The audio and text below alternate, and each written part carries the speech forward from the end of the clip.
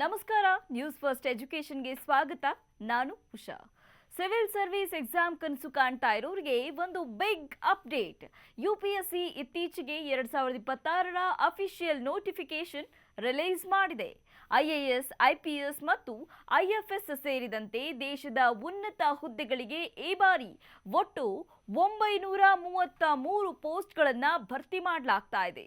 February 4ರಿಂದ online application process ಶುರುವಾಗಿದ್ದು, apply ಮಾಡೋಕೆ February 24ರ ಸಂಜೆ 6 ಗಂಟೆ ಲಾಸ್ಟ್ ಟೈಮ್ ಆಗಿದೆ, ಲಾಸ್ಟ್ ಡೇಟ್ ಕೂಡ ಆಗಿದೆ.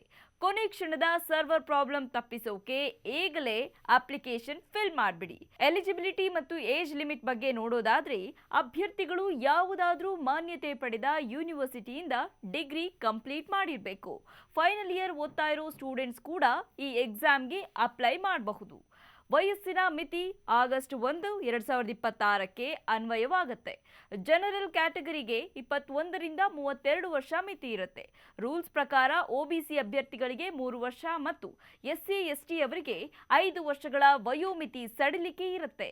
ಯುಪಿಎಸ್ಸಿ ಎಕ್ಸಾಮ್ ಬರೆಯೋಕೆ ಎಷ್ಟು ಚಾನ್ಸ್ ಇರುತ್ತೆ ಅನ್ನೋದು ತುಂಬಾನೇ ಇಂಪಾರ್ಟೆಂಟ್.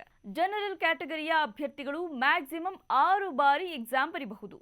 ಒಬಿಸಿ ಮತ್ತು ಇಡಬ್ಲ್ಯೂಎಸ್ ಕ್ಯಾಟಗರಿಯವರಿಗೆ 9 ಬಾರಿ ಅವಕಾಶವಿರುತ್ತೆ. ಆದರೆ ಎಸ್ಸಿ ಮತ್ತು ಎಸ್ಟಿ ಅಭ್ಯರ್ಥಿಗಳಿಗೆ ಅಟೆಂಪ್ಟ್ ಬಗ್ಗೆ ಯಾವುದೇ ಲಿಮಿಟ್ ಇರುವುದಿಲ್ಲ. ಅವರು ನಿಗದಿತ ವಯಸ್ಸಿನ ಮಿತಿಯೊಳಗೆ ಎಷ್ಟು ಸಲ ಬೇಕಾದರೂ ಎಕ್ಸಾಮ್ ಬರೆದು ಆಫೀಸರ್ ಆಗೋ ಕನಸನ್ನ ನನಸು ಮಾಡಿಕೊಳ್ಳಬಹುದು.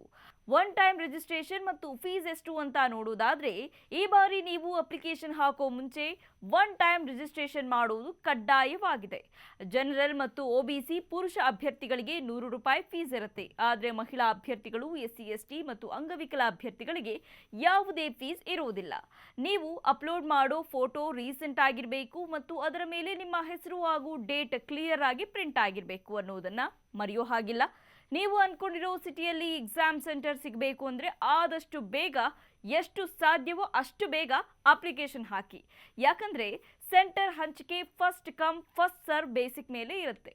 ಒಂದು ವೇಳೆ ಡಿಲೇ ಮಾಡಿದರೆ ನಿಮ್ಮ ಲೋಕಲ್ ಸಿಟಿ ಬಿಟ್ಟು ಬೇರೆ ಕಡೆ ಎಕ್ಸಾಮ್ ಬರೀಬೇಕಾಗಬಹುದು.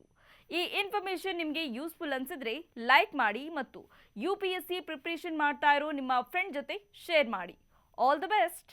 ಮತ್ತಷ್ಟು ಇಂಟ್ರೆಸ್ಟಿಂಗ್ ಕಂಟೆಂಟ್ಗಾಗಿ ನ್ಯೂಸ್ ಫಸ್ಟ್ ಎಜುಕೇಶನ್ ಸಬ್ಸ್ಕ್ರೈಬ್ ಮಾಡಿ.